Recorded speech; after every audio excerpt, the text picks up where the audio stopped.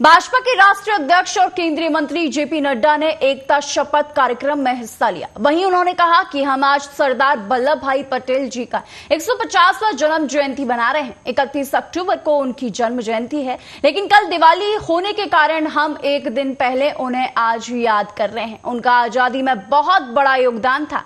हम जो ये भारत देख पा रहे हैं, ये एकीकृत भारत, एक भारत श्रेष्ठ भारत देख पा रहे हैं। इसकी नींव उनकी देन है। निष्ठा से शपथ लेता हूं कि मैं राष्ट्र की एकता,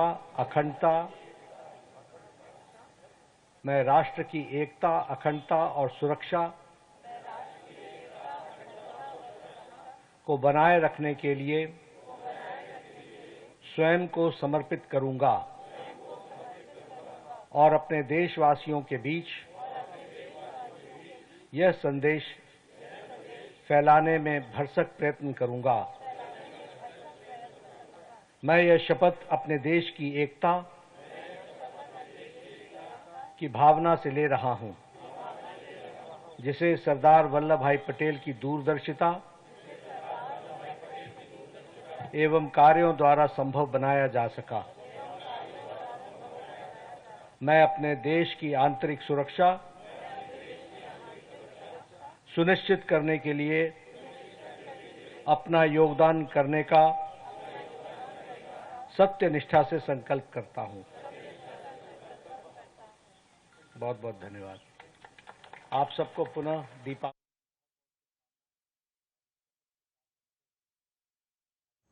राजस्थान के पूर्व मुख्यमंत्री और कांग्रेस नेता अशोक गहलोत ने राजस्थान उपचुनाव को लेकर कहा कि उपचुनाव भी जीतेंगे और महाराष्ट्र भी जीतेंगे। सब लोग मिलकर कैंपेन कर रहे हैं, सभी जगह माहौल अच्छा है।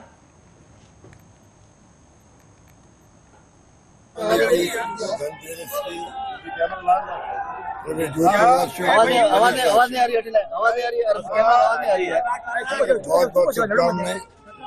दीपावली सबके शुभ हो, सभी परिवार के लिए बहुत शुभकामनाएं।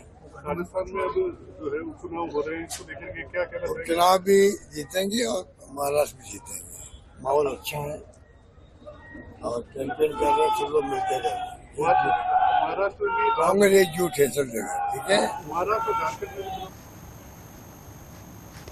वहीं हरियाणा के मुख्यमंत्री नायब सिंह सैनी ने सरदार वल्लभ भाई पटेल को श्रद्धांजलि अर्पित की। चुनाव आयोग द्वारा हरियाणा चुनाव में अनियमितताओं के कांग्रेस के आरोपों को खारिज करने पर मुख्यमंत्री नायब सिंह सैनी ने कहा कि मैं चुनाव आयोग का दिल से धन्यवाद करता हूं। कांग्रेस तो झूठ का सहारा लेकर चलती है। चुनाव आयोग ने कांग्रेस के झूठ को नकारा है, क्योंकि कांग्रेस लगातार झूठ का सहारा लेकर चलती है। कांग्रेस का झूठ अब बिकने वाला नहीं है। कांग्रेस भ्रष्टाचार और देश को लूटने का काम कर रही है, इसलिए लोगों ने उन्हें नकार दिया है। मैं माननीय चुनाव आयोग का दिल से धन्यवाद करता हूं कि उन्होंने समझा है कांग्रेस तो झूठ का सहारा लेकर के चलती है, और उन्होंने वो फैसला जो दिया है वो लोगों की भावनाओं का फैसला था। माननीय चुनाव आयोग ने जो कांग्रेस के उस झूठ को नकारा है, क्योंकि कांग्रेस लगातार झूठ का सहारा लेकर के वो कहीं ना कहीं लगी रहती है कि हमें कामों के ऊपर तो वोट नहीं मिलता, झूठ से अगर वोट मिल जाए तो लोगों का शोषण कर लें। आज सभी लोग उसको जान चुके हैं। कांग्रेस का जो झूठ है अब वो बिकने वाला नहीं है। मैंने कहा भी था, कांग्रेस ने इस प्रकार का यहां पर मोमेंटम खड़ा किया, कांग्रेस आएगी वही कांग्रेस आएगी, कहाँ आएगी कांग्रेस, कहीं दिखाई तो दे नहीं रही थी। परंतु इनके कांग्रेस के जो बड़े पदाधिकारी हैं उनको ये नजर आ रहा था कि कांग्रेस है, उनको तो नजर आएगा। मेरे को लोग पूछते थे, लोग कहते थे मेरे को, कहा बड़ी हवा चल रही, वहां कोई हवा नहीं चल रही। ने कांग्रेस के बड़े नेता हैं, ने घर में बैठ कर कह कांग्रेस आएगी कांग्रेस आएगी, कहा कांग्रेस आएगी। कांग्रेस तो तब आए ना जब इन्होंने कोई काम किया हो। काम तो किया लूटने का, देश को भ्रष्टाचार किए, घोटाले किए, लोगों को लाइन में खड़ा किया। 4-4 दिन में गैस का सिलेंडर मिलता था, उसको तो भूल गए कांग्रेस के नेता। कहा कांग्रेस आएगी, कहाँ कांग्रेस आएगी। लोगों ने नकार दिया उस झूठ को, और एक झूठ फैलाया था कि संविधान को खत्म करेंगे। राहुल गांधी का भी झूठ नहीं चलेगा उसका। नोएडा सेक्टर 74 में निर्माणाधीन लोटस ग्रैंडियोर बैंक्वेट हॉल में आग लगने पर नोएडा डीसीपी राम बदन सिंह ने कहा कि सेक्टर 74 में निर्माणाधीन लोटस ग्रैंडियोर बैंक्वेट हॉल में रात 3:30 बजे आग लगने की सूचना मिली। 3:40 पर दमकल की 15 गाड़ियां मौके पर पहुंची। आग बुझाने में काफी समय लगा। अभी रेस्क्यू ऑपरेशन चलाया जा रहा है। अभी सूचना मिली है कि इस घटना में परमिंदर नामक एक इलेक्ट्रीशियन की जलने से मौत हो गई है। थाना क्षेत्र 113 के अंतर्गत ग्राम सरफाबाद के पास सेक्टर 74 में ये लोटस ग्रैंडियोर नामक एक काफी बड़ा शादी घर है। इसमें रात लगभग 3:30 बजे आग लगने की सूचना मिली थी। 10 मिनट के अंदर 3:40 पे तुरंत फायर की गाड़ियां आ गई थी। इसमें 15 गाड़ियां लगाई गई। काफी बड़ा स्ट्रक्चर है। अभी ये अंडर कंस्ट्रक्शन भी था और बुझाने में इसमें काफी टाइम लग गया। अभी पूरा रेस्क्यू ऑपरेशन चलाया जा रहा है और पता चला है अभी कि इसमें एक परविंदर नामक इलेक्ट्रीशियन था, उसकी जलने से मृत्यु हो गई है। बाकी अभी ऑपरेशन जारी है। अभी तो पा लिया गया है, लेकिन चूंकि ये पूरा लकड़ी का बना हुआ है तो कहीं कहीं पर फिर जल उठती है। हमारी फायर ब्रिगेड की गाड़ियां भी लगी हुई हैं। खबर गोरखपुर से है, जहां त्रेता युग में प्रभु श्री राम का अयोध्यावासी इंतजार करते हैं। इसी तरह से गोरखपुर में कुसमी जंगल स्थित बंटागिया गांव के निवासी अपने बाबा योगी आदित्यनाथ का दीपावली के अवसर पर इंतजार करते हैं और उनके स्वागत के लिए घरों में रंग रोगन के साथ साथ सफाई अब तो पहले से ही शुरू कर देते हैं और दीपावली के दिन के अपने घरों के द्वार पर रंगोली और विभिन्न तरह के पकवान बनाकर गौरक्ष पीठाधीश्वर महंत एवं मुख्यमंत्री योगी आदित्यनाथ की आगमन की राह देखते रहते हैं। और जब मुख्यमंत्री योगी आदित्यनाथ उनके घरों पर आकर दीप जलाते हैं, उसके बाद पूरा गांव दीपावली का उत्सव मनाता है। इस बार भी लोगों ने मुख्यमंत्री के स्वागत के लिए पहले से ही घर की साफ सफाई करके बाबा का इंतजार जो है वो बेसब्री से करते हुए नजर आ रहे हैं। लोगों का कहना है कि जिस प्रकार सेवरी प्रभु श्री राम का इंतजार करती रही, इस तरह हम लोग अपने बाबा का दीपावली के अवसर पर इंतजार करते हैं। मुखिया तिनकुनिया गोरखपुर। राम गणेश जी, कितना बेसब्री से इंतजार कर रहे हो, कितने वर्षों से आते हैं? ये बेसब्री से इंतजार तो हम ये कह रहे हैं कि जिस समय हमारे पास कोई नहीं आते थे तो हम लोग बहुत परेशान रहते थे। यानी हम लोग झुंगी झोपड़ी में 75 साल से रह रहे थे, लेकिन बहुत सी सरकार आई, बहुत सी सरकार चली गई, लेकिन किसी ने सुधि नहीं लिया। लेकिन हम लोग के 2007 में जब योगी जी सांसद बन करके मेरे स्कूल में आए और स्कूल का नाम हिंदू विद्यापीठ रख दिए।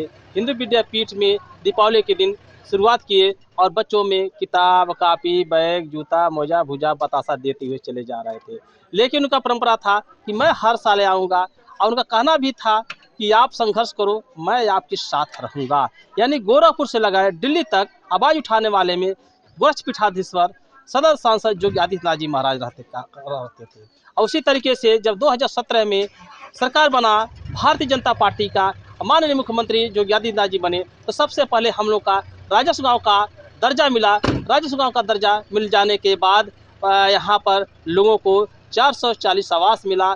सब हर पात्र व्यक्तियों को अंत्योदय राशन कार्ड बना। यहाँ पर बिजली नहीं रहा करता था, न बिजली लोगों को मिल पा रहा था, लेकिन बिजली लोगों के बीच मिल गया। जो बच्चे ट्यूशन नहीं पढ़ पाते थे, जो बच्चे घर पढ़ नहीं पाते थे, वो बच्चे आज जो है कि घर पर जो है कि लाइट के सहारे पढ़ रहे हैं, लिख रहे हैं। बंटांगिया नंबर 3 के निवासी। किसका इंतजार करती हैं? बाबा का इंतजार करत है। बाबा एकदम जान ले जा कि हमन सेवरिया हैं, एकदम सेवरी बन के नहीं, अब बाबा के एकदम रास्ता जोहत है कि बाबा कब आ जा हमारे के यहाँ, बाबा का हमन दर्शन कर लेंगे।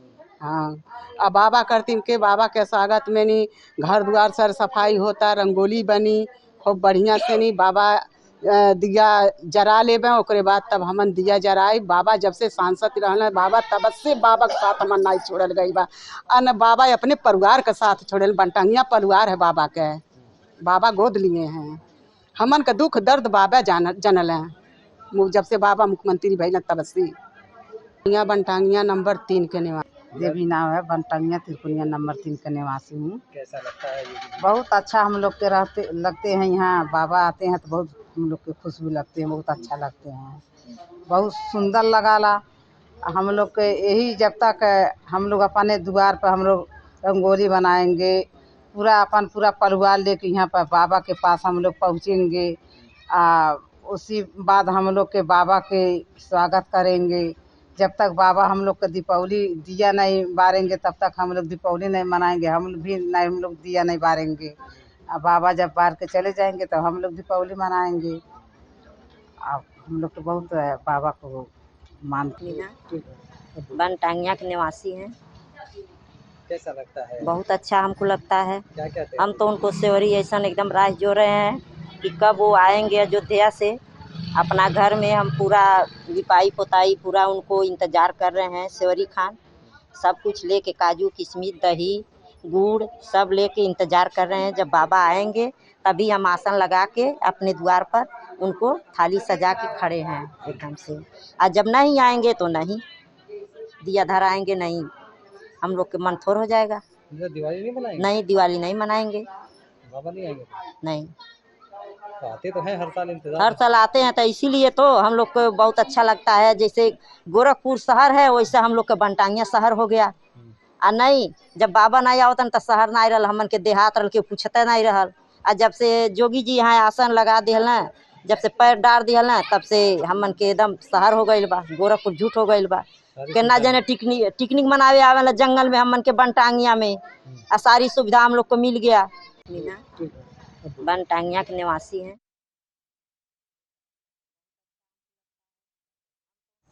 विदिशा शहर में पिछले दिनों दशहरे की रात कोतवाली थाना क्षेत्र के माधवगंज चौराहे पर मुकेश नामक युवक को अज्ञात आरोपियों ने चाकुओं से गोदकर वहां से फरार हो गए थे। इस घटना में मुकेश किरार गंभीर रूप से घायल हो गया था, जिसकी 12 अक्टूबर के इलाज के दौरान मौत हो गई थी। वहीं दूसरी चाकूबाजी की घटना 23 अक्टूबर को काली मस्जिद के पास घटित हुई थी। पुलिस ने जांच में पाया कि दोनों वारदातों में एक ही ग्रुप के लोगों का हाथ है।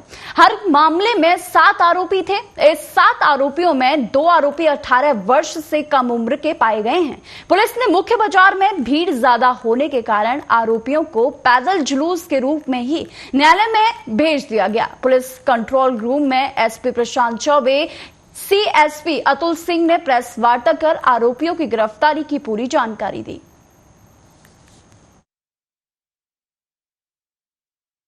ये दिनांक 12 अक्टूबर दशहरे की रात्रि में और फिर एक 23 अक्टूबर को 2 गंभीर चाकूबाजी घटनाएं हुई थी। जो 12 अक्टूबर की घटना थी उसमें घायल की डेथ हो गई थी अनफॉर्चुनेटली, और जो 23 वाली घटना उसमें भी गंभीर चोट पेट में चाकू लगे थे। इसमें मामला अज्ञात आरोपियों के विरुद्ध पंजीबद्ध किए गए थे। बाद में पुलिस ने विवेचना करके आरोपियों को नामजद किया और कल जो है इसमें 7 आरोपियों को गिरफ्तार किया गया है। एक घटना जो है उसमें 4 आरोपी हैं, वही कॉमन है, और एक घटना में 7 आरोपी हैं। 7 आरोपियों को गिरफ्तार करके इसमें विधिवत इनसे प्रयुक्त किए गए हथियार, अन्य सामग्री बरामद कर ली गई है। इनका जो है घटना के संबंध में पूरी जानकारी ले ली गई है और विधिवत इनके खिलाफ विवेचना करके चालानी कार्रवाई की जा रही है। कोशिश की जाएगी इनको सख्त से सख्त सजा दिलाई जाए। प्रकरण में पुलिस की टीम ने मेहनत करके आरोपियों को गिरफ्तार भी किया है और समय अवधि में सारे जो है खुलासे करके इस पूरी घटना को ट्रेस किया है। सर, हत्या और हत्या के प्रयास दोनों में कुछ आरोपी सेम है? दोनों में, एक में 7 अपराधी, एक में 4 अपराधी हैं। जो 4 अपराधी हैं वो 7 में से ही है और दोनों ही एक ग्रुप बना के इन लोगों ने अपराध किए हैं। दोनों में घटना के कारण अलग अलग हैं, लेकिन दोनों घटना को एक ग्रुप के द्वारा, एक संगठन के द्वारा इनके अंजाम दिया गया है।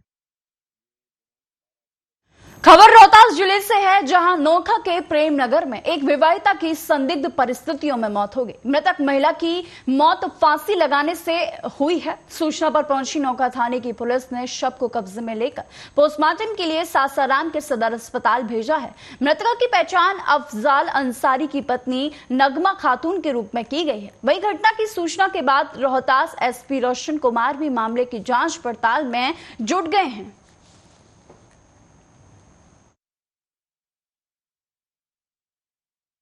अकबर अंसारी जो बहू हैं नगमा, उनकी संदिग्ध परिस्थिति में मौत हुई है।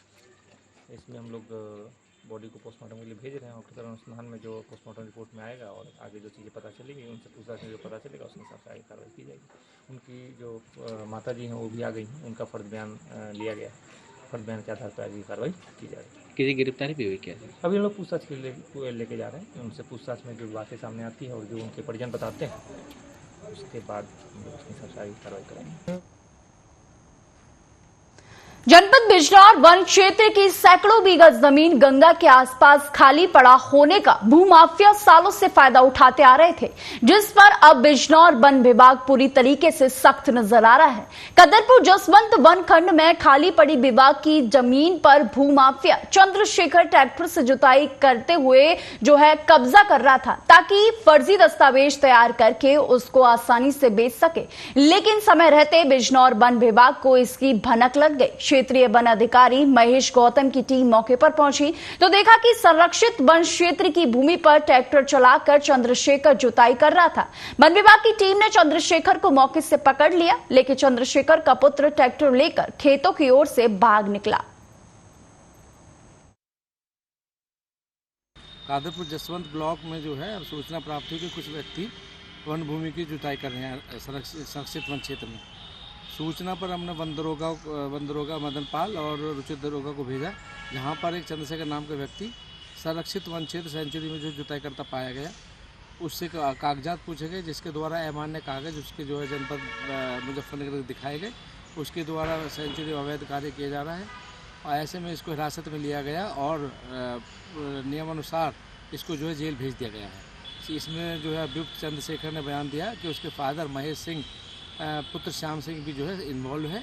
ये लोग वन विभाग की ज़मीन को जो है बाहर के लोगों को ठेके पर देते थे। इनके द्वारा नियम विरुद्ध कार्य किए जा रहे हैं और अगर इस तरह के कोई कार्य अन्य वन खंडों में किया जाता है उसके विरुद्ध भी कठोर कार्रवाई की जाएगी।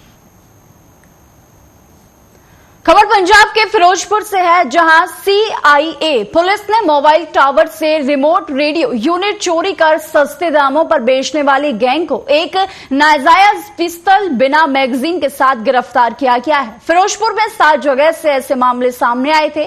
वहीं SDPD रणधीर कुमार ने प्रेस वार्ता कर इसकी जानकारी दी है। रणधीर कुमार ने कहा है कि फिरोजपुर में 7 जगह से ऐसे मामले सामने आए थे, जिसके बाद अलग अलग टीमें बनाई गई और मोबाइल टावरों से लाखों रुपए वाला रिमोट रेडियो यूनिट चोरी कर आगे सस्ते दामों पर बठिंडा एक कबाड़ियों को बेचने वाली गैंग को एक नाजायज पिस्तौल बिना मैगजीन के साथ गिरफ्तार किया गया है।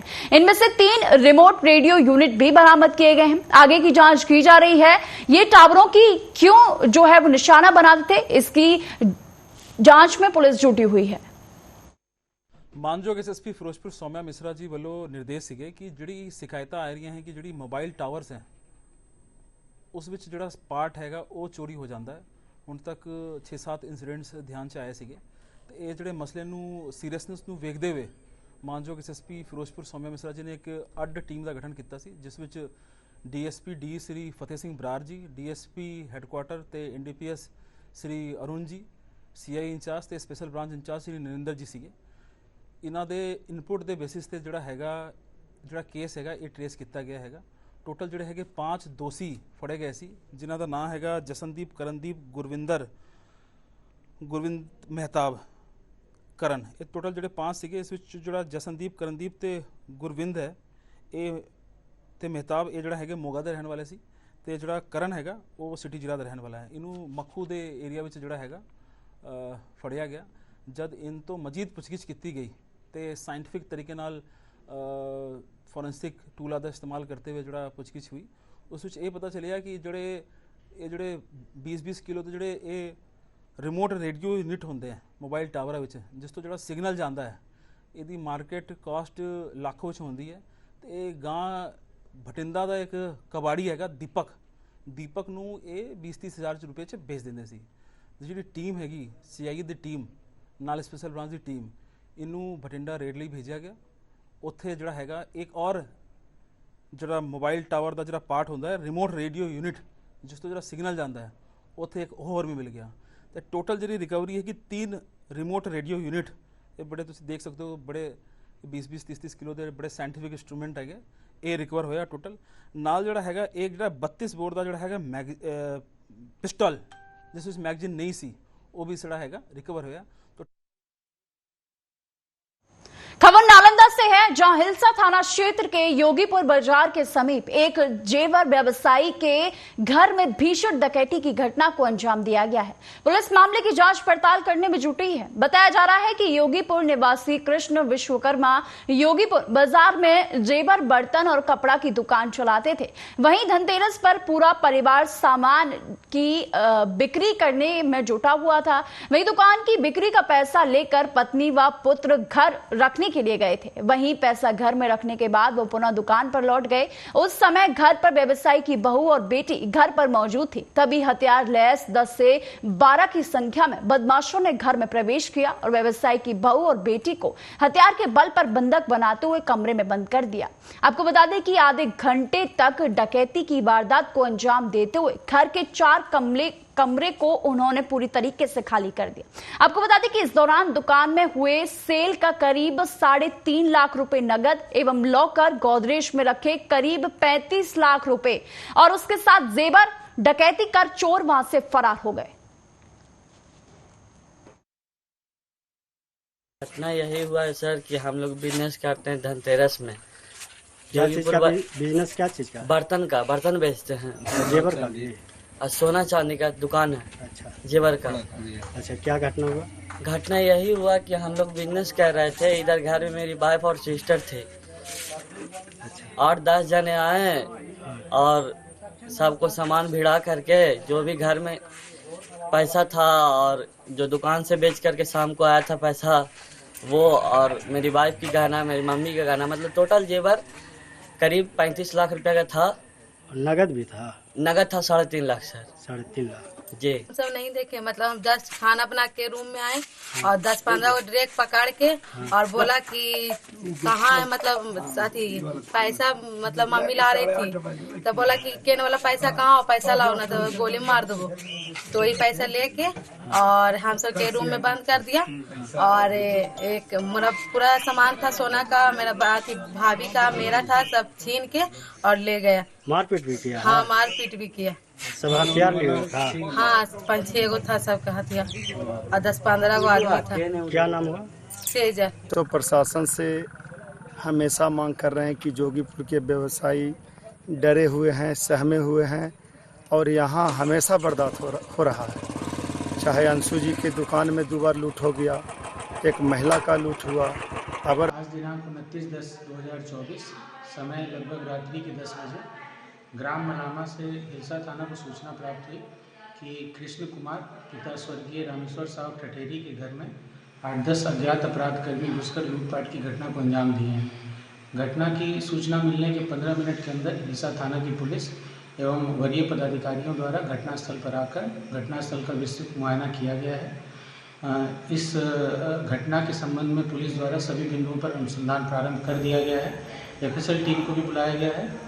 पुलिस बहुत जल्द इसका उद्भेदन करेगी। फिलहाल के बुलेटिन में सिर्फ इतना ही। देश और दुनिया की तमाम खबरों के लिए देखते रहिए आर्या न्यूज।